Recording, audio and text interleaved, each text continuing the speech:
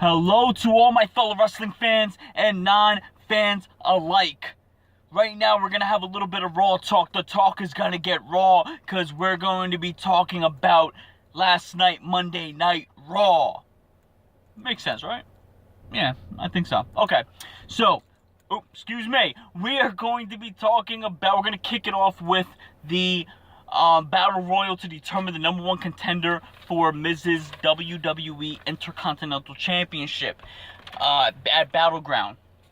Now, we had a match with a lot of, it was a lot of competitors, a lot of guys on the roster looking to get that chance. A lot of dudes who I would honestly say that seem like they're stuck in the mid card and want a chance to excel and get a chance at the IC title. And a lot of these competitors, they did their thing. They did what they had to do.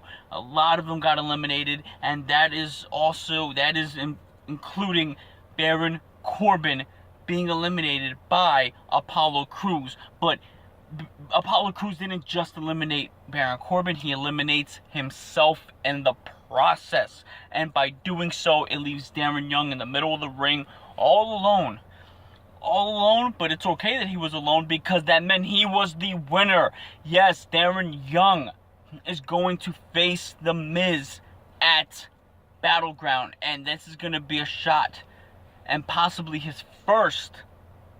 This could be his first singles championship.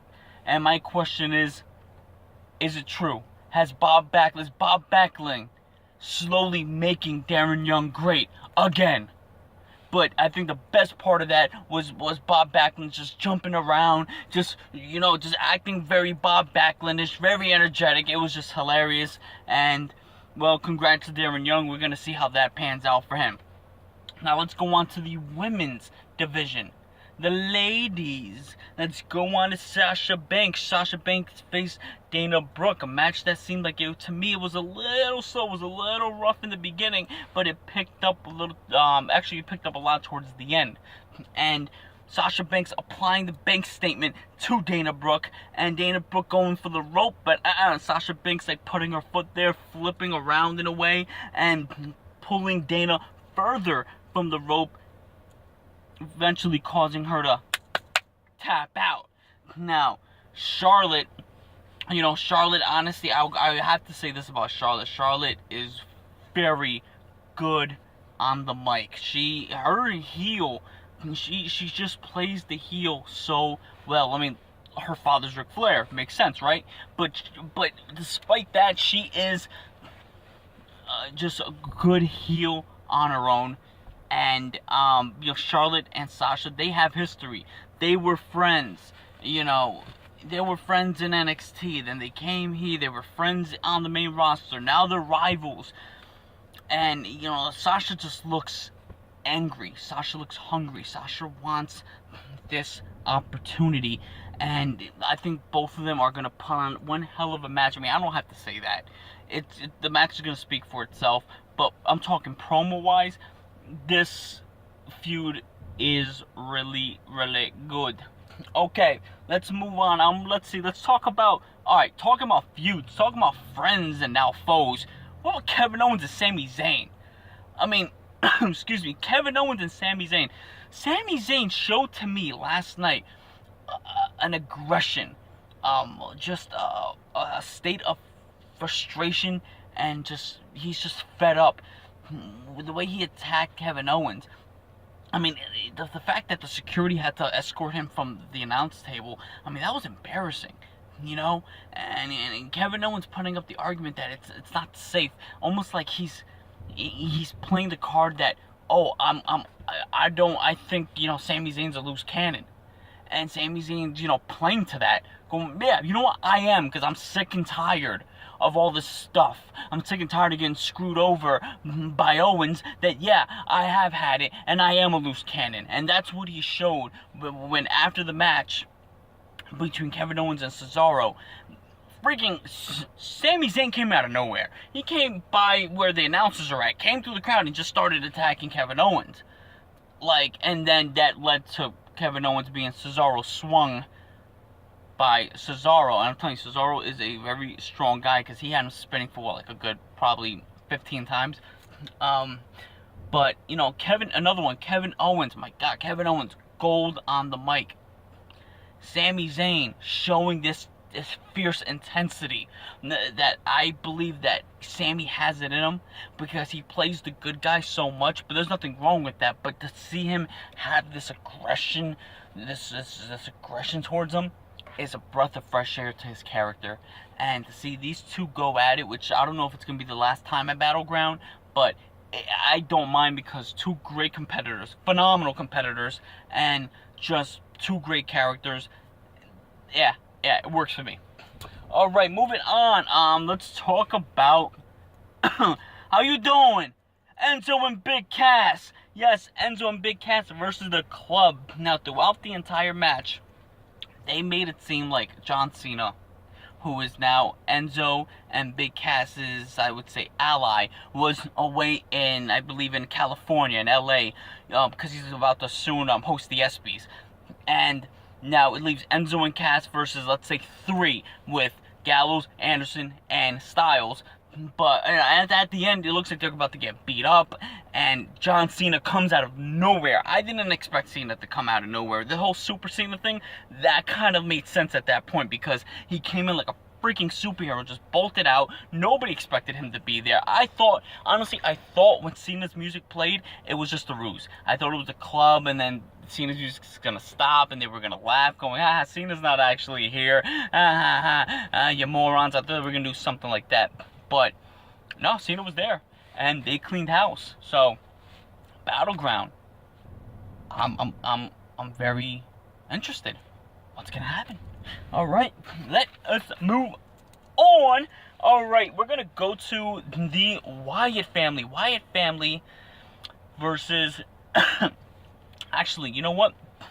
I'm gonna save the Wyatt family segment for a whole nother video, because there's something I want to talk about. It's got so interesting that, you know what, I'm going to save this particular thing where they visit the Wyatt family compound, the New Day visits the Wyatt family compound. I'm going to save this for another whole separate video. You know what, I'm doing that video tomorrow, so stay tuned tomorrow for the New Day Wyatt family compound segment.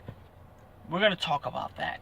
So, let's go on to, I have to talk about this now, because this was hilarious. I'm talking about Seth Rollins and Dean Ambrose. Now, Seth Rollins and Dean Ambrose in the middle of the ring cutting one hell of a promo, but that wasn't until before we saw the introduction of the Rollins Report, where Seth Rollins asked the tough questions to none other than Roman Reigns. Yes, Roman Reigns was at WWE Raw in Detroit, ladies and gentlemen. Yes and no, not exactly. Okay, here's the thing. This is what happened. All right, let me explain. He was there because there was video footage of him, but this is all old video footage. This is what Seth Rollins is asking the questions, and Reigns is responding. But it's all edited, it's all funny, it's all comical. It was hilarious because, Rollins would ask, how do you feel about being such a bad role model? And Reigns would respond by saying, stuff like, yeah, that was me, yeah, I did it. And it's just really funny stuff. And on the bottom it said, Roman Reigns, not a good guy, not a bad guy, the suspended guy. And I was just, that's comedy gold right there to me. That's wrestling comedy. I love it. It was really good, and it almost brought me back to when John Cena and Rollins had that feud before SummerSlam, and Cena had the broken nose on Titantron with the picture, and then he's talking to Rollins, and Rollins' mouth is moving for Cena. That brought me to that. So I think Rollins is just getting better. He's getting funnier. His heel persona is getting just even more incredible. But man, did Ambrose put on a hell of a promo with Rollins in the middle of the ring. That the intensity that Ambrose showed. Once again, it's making the rivalry better. If I can have Ambrose and Rollins alone in a one-on-one match, I would. But we gotta have Reigns. We gotta have Reigns. It is what it is. Alright, moving on to, I call the main event topic of the conversation. We're gonna be talking about the McMahons. Yes, the faces, the names that actually run the place. I'm talking Vince, Stephanie, and Shane. Vince McMahon announcing who is going to be the commissioner, who is going to be the top dog running Raw and Smackdown. Man, who could it be? It could be it could be a former superstar, it could be a former manager, it could be anybody. And at the end, choosing Shane McMahon for SmackDown and Stephanie for Monday Night Raw.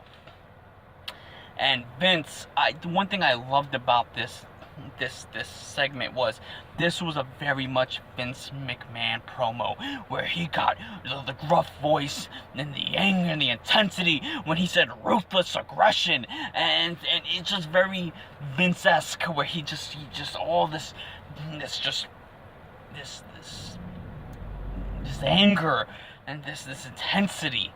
And he said, not anger so much, but intensity, and he told Shane and Stephanie, he doesn't care if they break the law. He wants them to compete, and he wants them to compete and do what they have to do to make the shows good. And just that was insane to me. I loved it. That showed that this brand split, Raw SmackDown, is going to be intense. It's going to be incredible. Shane, I hope they don't break the law, because then, I mean, storyline-wise, hey, it could be good. Realistically, not so much. But I think it's gonna, these two, the sibling rivalry, has just got taken to another level. It just got that much more interesting. So I cannot wait to see what happens when the brands split a week from today. So next Tuesday, we're gonna find out who's going where, who's running what, because not only are they running it, they need a general manager. So now they have to choose a general manager. Who's gonna be the general manager to run Raw and SmackDown with Shane and Stephanie? So many questions that need to be asked. But this Raw, I would say this Raw was very good. I enjoyed it. Let me know what you guys think about this past Raw. What segments did you like? What segments didn't you like? Let me know. Let's keep the conversation. Let's keep the conversation going. Let's keep the conversation strong. And like I said, tomorrow I'm going to be uploading this New Day Wyatt family at the compound segment and my thoughts on that, because I saw it and I think it was very good. But let's talk about that in a separate video. Alright, what do you guys think? Who's going to be the general manager? Who's going where? More to be said, more to be seen. We'll talk later.